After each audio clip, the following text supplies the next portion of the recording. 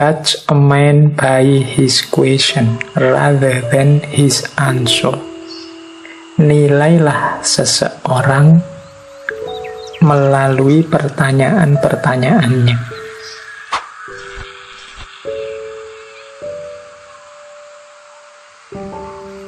Kita awali pertama-tama malam hari ini tentang cara bertanya atau seninya orang bertanya. Karena bagaimanapun pemikiran, gagasan, ide itu kan diawali dari pertanyaan-pertanyaan. Kalau orang tidak bertanya, menerima saja apa yang sudah terjadi di sekitarnya, ya tidak akan lahir ilmu. Maka kunci dari semuanya selalu diawali dari pertanyaan-pertanyaan. Maka malam hari ini kita awali sesi metode berfilsafat dengan seni bertanya. Ya, ini kelihatannya malam hari ini materinya agak serius, butuh fokus. Mari teman-teman dipersiapkan. Mungkin butuh sedikit-sedikit alat tulis kalau mau ditulis. Tapi yang lebih penting fokus dan perhatiannya. Karena ini nanti jadi kunci dalam kita berfilsafat. Kalau biasanya kalau bahasanya orang mancing, saya memberikan ikannya. Malam hari ini saya memberikan kailnya dan cara memancingnya. Baik, bismillah, langsung saja. Ya meskipun tetap kita bahas pelan-pelan ya. Nanti semoga rekamannya bagus sehingga kalau ada yang ingin diulang, dipelajari lagi bisa dicek di rekamannya. Baik, saya awali dari quote-quotes dulu ya, biar teman-teman siap mentalnya untuk tema hari ini. Biasanya quote ini saya taruh di belakang, malam hari ini saya taruh di depan. Ada beberapa quote bagus menurut saya untuk menyemangati kita belajar tentang pertanyaan. Yang pertama dari Edward de Bono. Edward de Bono ini adalah aslinya seorang dokter, psikolog, penulis, filosof juga, konsultan juga. Beliau yang mempopulerkan istilah berpikir lateral. Beliau juga yang nulis buku yang judulnya 6 Topi Berpikir. Dan beliau ini yang punya gagasan agar di sekolah-sekolah itu juga diajarkan metode berpikir yang benar. Tidak hanya nunggu kalau kuliah, kalau masuk jurusan filsafat. Buku-bukunya banyak, termasuk yang diterjemahkan dalam bahasa Indonesia. Nah, beliau punya quote bagus tentang pertanyaan, yaitu asking a question is the simplest way of focusing thinking. Menanyakan sebuah pertanyaan itu cara paling mudah untuk memfokuskan pemikiran. Jadi kalau kita ingin fokus, coba bertanyalah. Jangan dikira bertanya itu diawali dari tidak tahu apa-apa. Bertanya itu diawali dari rasa ingin tahu. Karena pengetahuan sebelumnya dirasa belum memuaskan. Maka cara untuk fokus itu yang paling mudah adalah bertanya. Kalau teman-teman misalnya baca buku, ingin mudah paham buku itu, coba rumuskan pertanyaan-pertanyaan yang berhubungan dengan isi buku, dan nanti setelah bukunya kita baca, coba jawablah. Mungkin tidak harus full buku, mungkin di tiap bab, mungkin di tiap subbab. Coba rumuskan pertanyaan-pertanyaan, baik yang isinya informatif dari buku itu maupun yang isinya bertanya karena kita tidak paham, ingin penjelasan lebih jauh. Itu boleh, bukunya nanti dicoret-coret isinya pertanyaan-pertanyaan. Ini memudahkan fokus.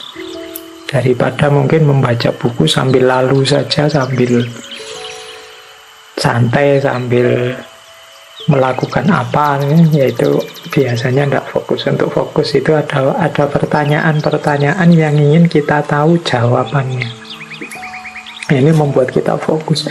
Malam hari ini misalnya teman-teman kan sudah ngerti ngajinya, temanya adalah tentang cara bertanya atau seni bertanya. Mungkin sudah ada pertanyaan-pertanyaan di pikiran kita, cuma tidak kita rumuskan dengan baik. Boleh sekarang ditulis, misalnya dalam bentuk pertanyaan, bagaimana sih cara bertanya yang baik itu? Bagaimana sih cara membangkitkan minat untuk bertanya itu? Kemudian apa sih ukuran-ukuran pertanyaan, disebut pertanyaan bermutu atau tidak itu? Coba bikin pertanyaan sebanyak mungkin.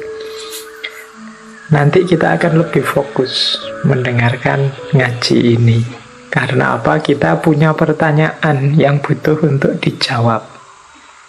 Filsafat itu lahir ya karena orang bertanya, tidak puas dengan jawaban-jawaban yang ada sebelumnya yang dianggap mitos, seperti dari zaman Yunani. Jadi orang bertanya, hari ini mengapa teman-teman kebingungan luar biasa, zaman hoax, zaman berita palsu, zaman informasi buatan, kita bingung, kita terombang-ambing. Mungkin karena kita terbiasa menerima, menelan begitu saja informasi. Kita tidak terlatih bertanya dan mempertanyakan. Sehingga akhirnya kita bingung sendiri karena kita tidak fokus. Tadi ada info A, sekarang ada info B, mungkin besok ada info C. Dan kita bingung tentang hal yang sama, infonya macam-macam. Itu karena kita telan begitu saja, tidak pernah mempertanyakan. Makanya kata Francis Bacon, a prudent question is one half of wisdom. Pertanyaan yang serius, yang baik, yang hati-hati adalah setengahnya kebijaksanaan. Jadi ini quotes dari Francis Bacon yang dulu pernah kita bahas satu sesi penuh, tokoh yang memicu lahirnya modernitas di Barat. Jadi pertanyaan yang kita susun dengan baik, dengan hati-hati, dengan bijaksana, itu adalah setengahnya kebijaksanaan. Jalan untuk menuju kebijaksanaan. Sama seperti Peter Abelard. Peter Abelard ini filosof juga. The key to wisdom is this: constant and frequent questioning. For by doubting we are led to question. By questioning we arrive at the truth. Kunci dari kebijaksanaan itu ini, katanya Abelard. Ini maksudnya apa? Constant and frequent questioning. Bertanya secara kontinu dan berulang-ulang. Tanya lagi. Semakin banyak pertanyaan, semakin luas wawasan kita. Karena dengan meragukan sesuatu, kita akan terbawa kepada pertanyaan, dan dengan mempertanyakan sesuatu, kita akan sampai pada kebenaran. Kita ragukan, kita tanyakan, akhirnya kita sampai pada kebenaran. Kalau apa-apa kita terima begitu saja, ya mungkin kita akan terjebak, kita akan tersesat dalam yang kita anggap kebenaran, padahal mungkin tidak. Biar tidak terjebak ke sana, ya satu-satunya jalan adalah ayo bertanya. Jangan hanya menerima. Terus ada lagi quote dari Voltaire. Judge a man by his question rather than his answer. Nilailah seseorang melalui pertanyaan-pertanyaannya, bukan melalui jawabannya. Dari pertanyaan yang diajukan nanti kelihatan tipe orang ini seperti apa. Nah, itu Voltaire. Kalau Einstein dia punya quote bagus tentang pertanyaan, the important thing is not to stop questioning. Jadi hal yang paling penting adalah untuk tidak berhenti bertanya. Bertanyalah terus, nanti akan lahir Einstein baru. Orang-orang pinter baru yang banyak. Jadi quote-quote ini menurut saya sudah cukup untuk memprovokasi kita betapa pentingnya pertanyaan untuk dunia ilmu maupun dunia filsafat maupun untuk kehidupan kita. Kalau tidak ada orang bertanya, tidak akan lahir ilmu baru. Kalau tidak ada ilmu baru, ya dunia ini tidak akan berubah. Siapa yang ingin mengubah dunia, kuncinya ilmu. Siapa yang ingin menghidupkan ilmu, antara lain dengan bertanya. Oke, terus saya bawakan juga ini beberapa hikmah sebelum kita membahas pertanyaannya, biar ada unsur ngajinya. Ada beberapa ayat Al-Quran yang memang konotasinya mendorong kita untuk bertanya. Jadi pertanyaan itu dalam pandangan saya secara hikmah punya 3 peran yang dimainkan. Peran yang pertama adalah orang yang bertanya itu adalah orang yang sadar bahwa dirinya tidak tahu. Dan ini nanti akan jadi awal lahirnya ilmu. Orang sadar bahwa dirinya tidak tahu itu penting. Imam Ghazali kan membagi klasifikasi manusia di dunia keilmuan itu kan ada 4. Yang pertama orang yang tahu bahwa dirinya tahu. Ini kita harus berguru pada orang-orang seperti ini. Orang yang sadar kalau dia tahu, karena memang dia tahu. Orang pinter yang sadar dirinya pinter. Ini orang yang perlu kita ikuti. Ada jenis kedua, orang pinter tapi yang tidak sadar kalau dia ini pinter.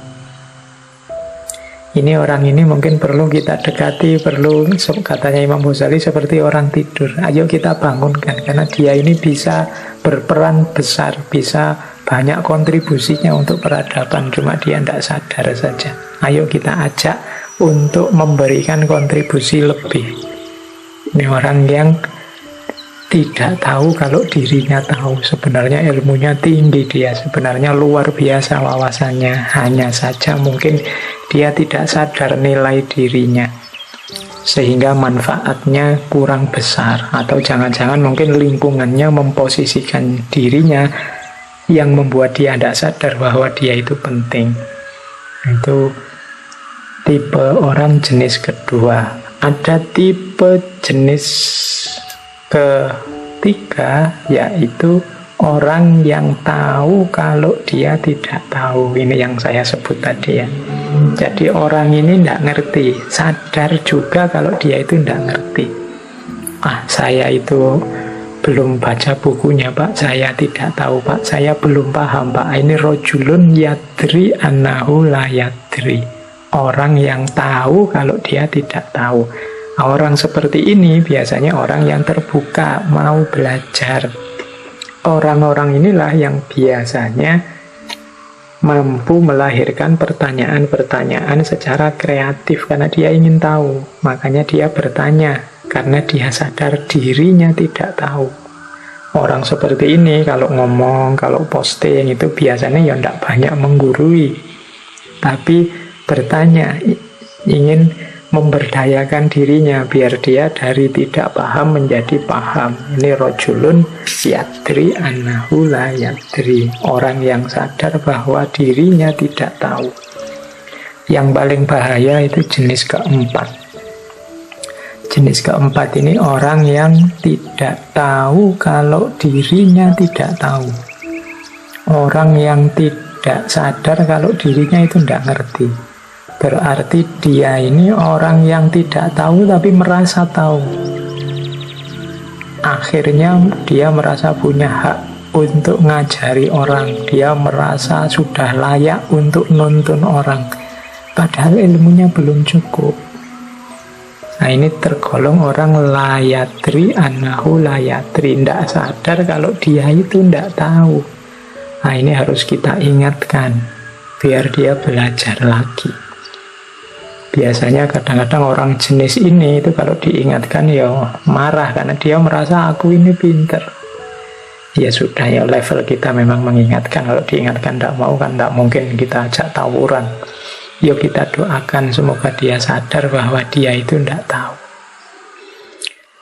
Oke, ada ayat yang banyak sekali dikutip, disinggung, diceramahkan tentang bertanya ini, yaitu surat An-Nahl ayat 43 yang bunyinya fas'alu ahlal dzikri in kuntum la ta'lamun.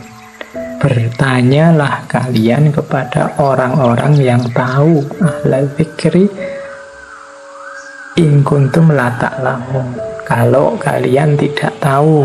Jadi memang tugasnya orang yang tidak tahu itu bertanya pada yang tahu. Orang yang tidak paham bertanya pada yang paham. Jangan yang tidak paham ngomong macam-macam, menjelaskan macam-macam, itu nanti malah menyesatkan orang. Belajar dulu, memahami dulu. Fas'alu ahla dzikri in kuntum la ta'lamun. Jadi ini hikmahnya pertanyaan. Jadi yang pertama, membawa kita dari dunia ketidaktahuan yang gelap menuju dunia pemahaman yang terang.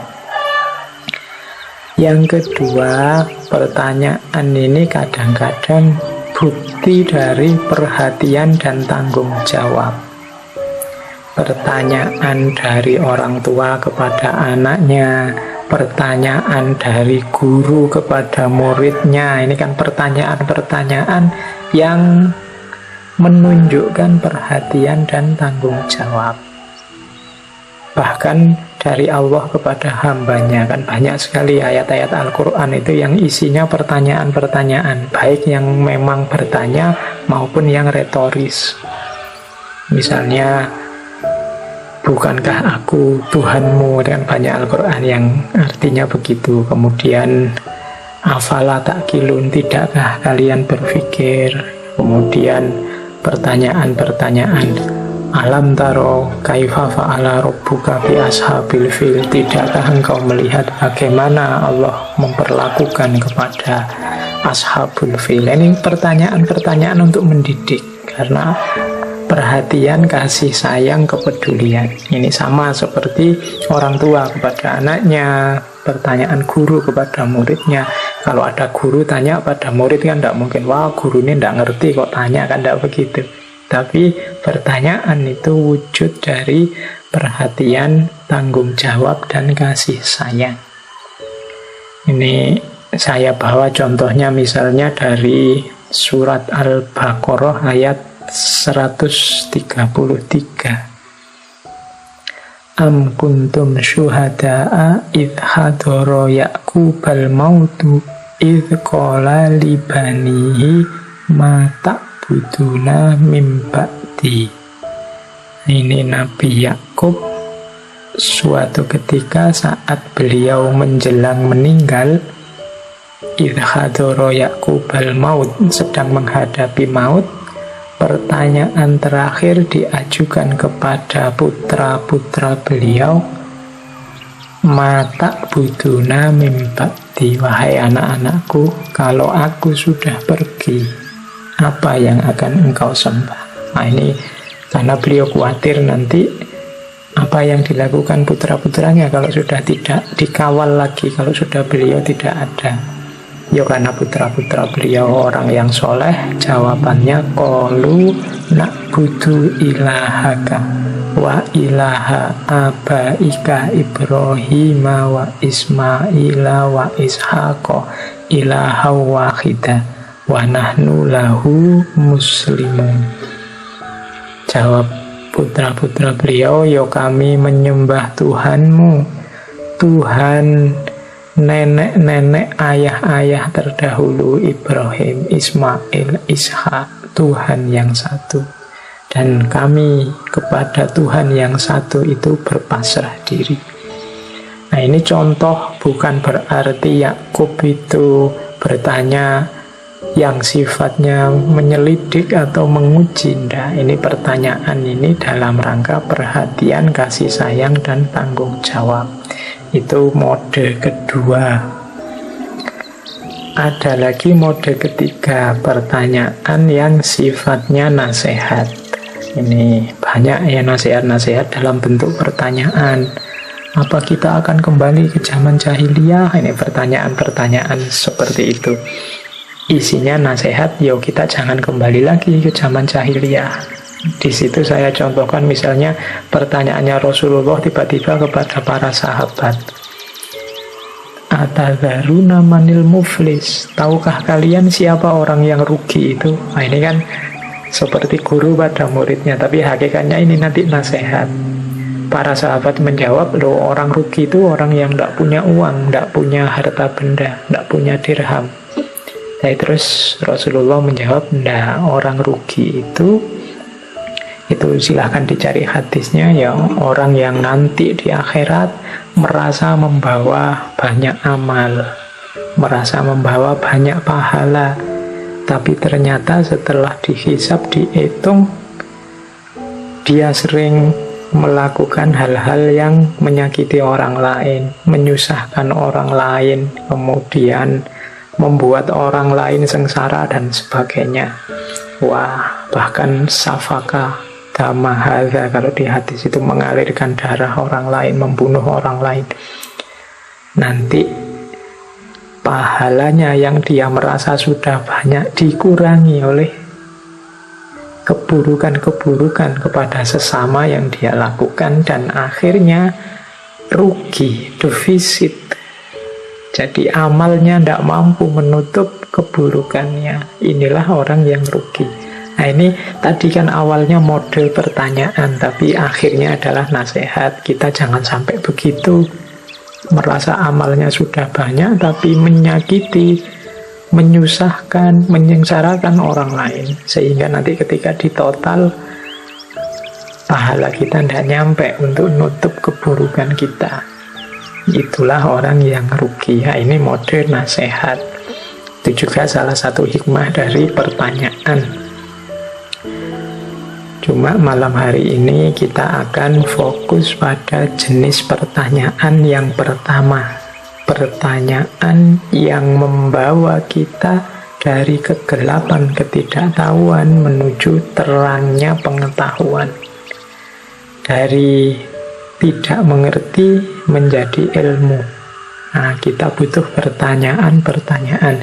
Kalau dua jenis pertanyaan yang lain ya, itu nanti tema-tema yang biasanya isinya tentang kemanusiaan, ketuhanan, tasawuf, dan macam-macam. Baik, kita fokus di yang pertama, kita belajar